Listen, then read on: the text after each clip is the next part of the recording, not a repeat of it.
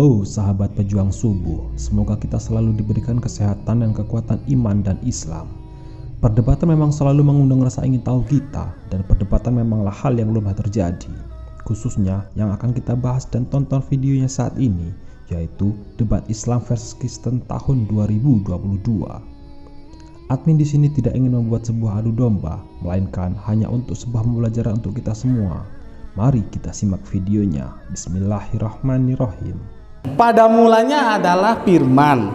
Firman itu bersama-sama dengan Allah. Kata bersama-sama dengan itu dua yang berbeda, Pak. Betul. Ya, iya, nggak mungkin saya bersama-sama dengan Mas Wahid. Mas Wahid adalah saya.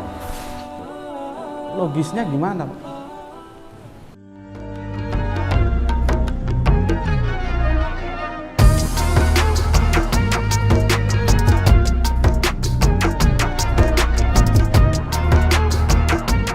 Sebenarnya, yang paling tahu tentang substansi ajaran agama itu adalah pembawa agama itu sendiri. Dalam hal ini, Islam adalah Nabi Muhammad sendiri.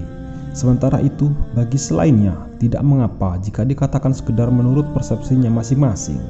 Sebagai sebuah persepsi tentu sangat bergantung pada latar belakang yang bersangkutan. Oleh karena itu, persepsi masing-masing orang pasti berbeda-beda, dan apalagi di antara generasi yang berlainan. Munculnya perbedaan persepsi tersebut menumbuhkan semangat dari berbagai kalangan untuk memperdebatkan. Itu dia sebagai manusia lahir sebagai anak Maria, lalu kemudian dia lahir di kandang domba, lalu kemudian dia mati, dia hidup sebagai manusia, lalu kemudian dia mati di kayu salib demi penebusan dosa-dosa manusia. Dalam perdebatan tertentu, masing-masing pihak memiliki nafsu untuk menang, unggul, dan dianggap lebih dari yang lain. Setiap orang membutuhkan pengakuan dari orang lain, tidak terkecuali pengakuan bahwa pemahaman agamanya adalah benar. Keinginan tersebut sangat mungkin akan berhadapan dengan kepentingan orang lain, yakni sama-sama ingin merasa unggul dan menang pada saat itu. Hari yang ketiga dia bangkit, kemudian dia menampakkan diri kepada para murid, dan akhirnya dia naik ke surga. Gini Pak Ferdinand, kalau Pak Ferdinand mengatakan bahwa Kanjeng Nabi Isa atau Yesus nanti datang dalam kedatangan yang kedua, saat ini sedang mempersiapkan tempat di surga, itu dalam perspektif Islam itu terjadi dualisme. Dalam sebuah kompetisi atau perebutan untuk menang, biasanya tidak sengaja kekuatan akal yang dimainkan, melainkan juga emosi. Manakala kedua hal itu sudah bersama-sama dimainkan, maka objektivitas untuk mendapat kebenaran itu tidak jarang terkalahkan. Apa ya? Kata ganti wa innahu li saati, sesungguhnya hu-nya itu kemana? Bagi teman-teman yang mau mencoba melakukan overlapping yang mereka setuju dengan hadis itu Muslim ya, ditujukan ke Kanjeng Nabi Isa. Tapi bagi saya itu ke Al-Qur'an. Begitu, Pak. Nah, jadi kalau itu mau didiskusikan ya monggo, tapi aku kasih sebuah penjelasan dulu bahwa aku Islam yang menolak itu. Gitu ya. Jadi nggak adalah ceritanya orang kok hidup ribuan tahun itu sudah nggak rasional gitu. Saya eksak, Pak, background saya eksak, jadi sesuai itu harus analoginya masuk begitu ya. Enggak, Subjektivitas dan akan internasionalitas juga kedepankan sekedar untuk mendapatkan kemenangan itu. Padahal agama sebenarnya bukan untuk bersumber pada akal. Memahami ajaran agama menggunakan akal, tetapi akal bukan sumber dari agama.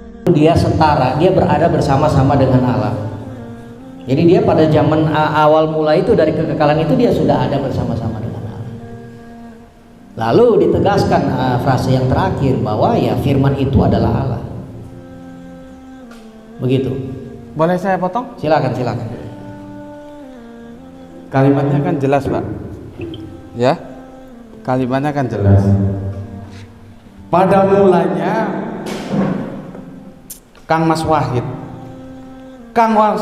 itu bersama-sama dengan Gus Beti. Kang Mas Wahid adalah Gus Beti. Logisnya gimana, Pak? Aku ulangi ya. Ini jelas loh Pak ya. Pada mulanya adalah firman. Firman itu bersama-sama dengan Allah. Kata bersama-sama dengan itu dua yang berbeda Pak. Betul. Iya, nggak mungkin saya bersama-sama dengan Mas Wahid. Mas Wahid adalah saya. Logisnya gimana Pak? Di situ dikatakan bahwa firman itu adalah Allah. Kalau Bapak potong di situ, di firman itu adalah Allah, memang benar.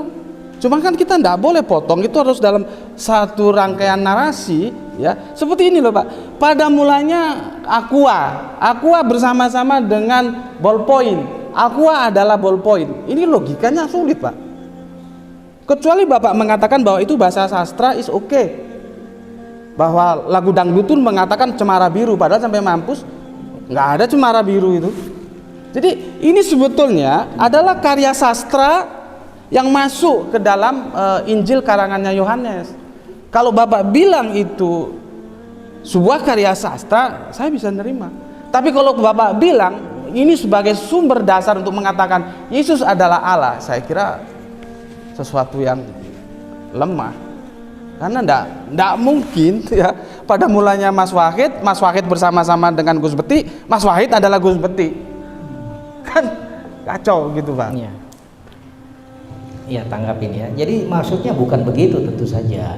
Tentu saja maksudnya bukan saya bersama Pak Asa lalu Pak Asa adalah saya. Allah ini kan bicara hakikatnya. Gitu loh. Misalnya oke lah, misalnya gini. Ini sama-sama Cleo, ya kan? Ini aku adalah Cleo, ini ada Cleo. Nah ini sama-sama Cleo. Iya Pak, iya kan sama-sama kan? Iya, sama-sama Allah, bukan Allah itu adalah firman. Logisnya gimana Pak?